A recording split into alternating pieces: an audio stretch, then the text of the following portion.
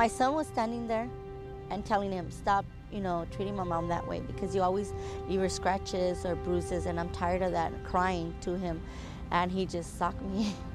But he followed me around that night, and he had picked up a machete, and he just followed me from room to room. I hid and waited for morning to come so that I could get out. He said he would change and change, so I believed him, so that's why I kept on letting it go so long. I was really ashamed because you kind of think at my age, you should know better.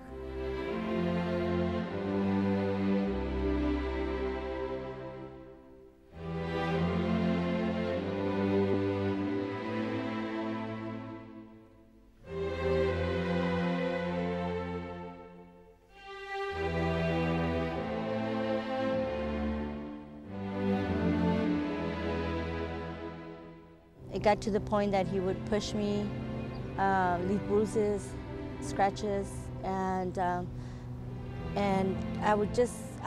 felt sorry for him because he had a drinking problem, and I tried talking to him and giving him advice, and he said he would stop, that he promised me he would stop, and I believed him, but he kept on doing it. So at one point, it got to the point that he was so drunk that he hit me.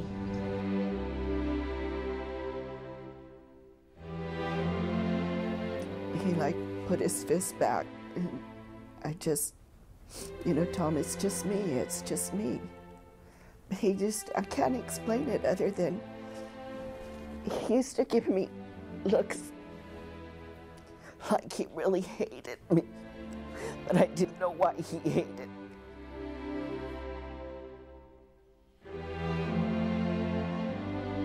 13 years, I endured beatings, mistreatment, rapes.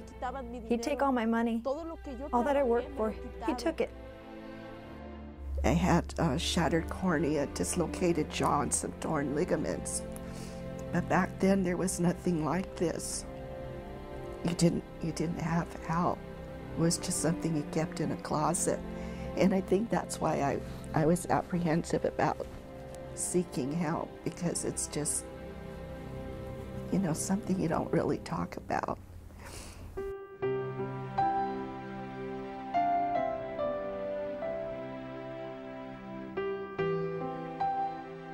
The Anaheim Family Justice Center is here to help victims of domestic violence, child abuse, elder abuse, and sexual assault. Our mission is to help all of those victims, regardless of immigration status. We really need to intervene and break that cycle of violence if we want to make a long-term impact and a difference.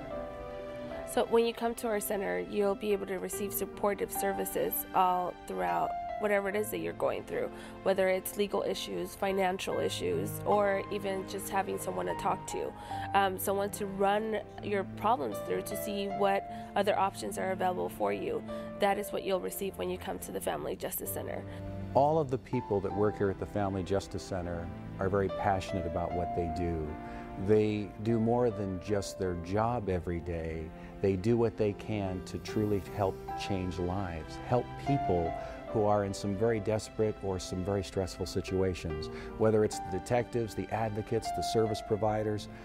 We're here for you. We're here to provide support for you, so when you are ready, you have the tools available for you so that you could go ahead and leave that relationship. And a lot of times it doesn't always necessarily end up in you having to leave the relationship. You just might want to know what is available for you and your children so that you break that cycle of domestic violence.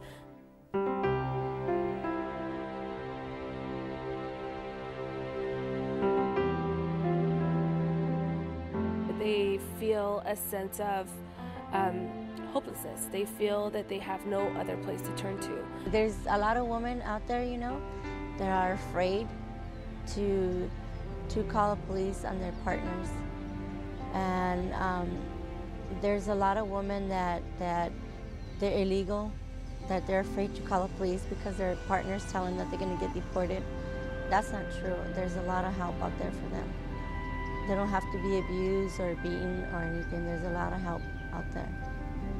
But I came here to the Family Justice Center, I guess, as a last resort. and I was very apprehensive and nervous about it. But they were really wonderful to me here. When a person comes in seeking assistance from us, what they can expect when they get here is a victim advocate who is going to greet them when they first come inside, bring them inside the building and sit down and spend some time finding out what the situation is, caring about the person, caring about their family. How can we help you becomes the mantra that we say every day, you know, working together. Again, the more time a victim is out seeking help is a time when there's a lot of potential danger there for them, when their abuser now knows that they may be seeking assistance. So in this case, when we bring all these resources together, they only have to go to one place. So that's really going to enhance their safety. When they come here, what they'll immediately see is that our building and our facility is designed not like a police department, but it's designed to create a safe and friendly environment for people seeking help. So when that victim advocate comes in, they do more than just hand them a resource page to say, there's all these resources, so you need to talk to them and them and them. That victim advocate is going to walk them to each one of those resources, introduce them to the people that are going to help them, check on them, follow through the entire process, whether it's in obtaining a temporary restraining order to help protect them and their family, or even going to court. We'll be sitting right beside them when they go to testify so that they know that support starts the moment they come in to the entire process all the way through.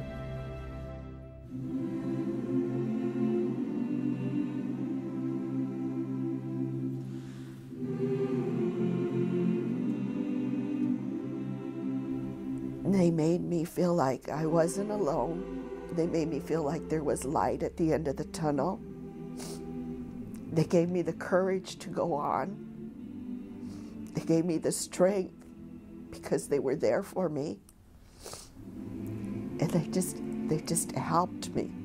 And the people there encouraged me.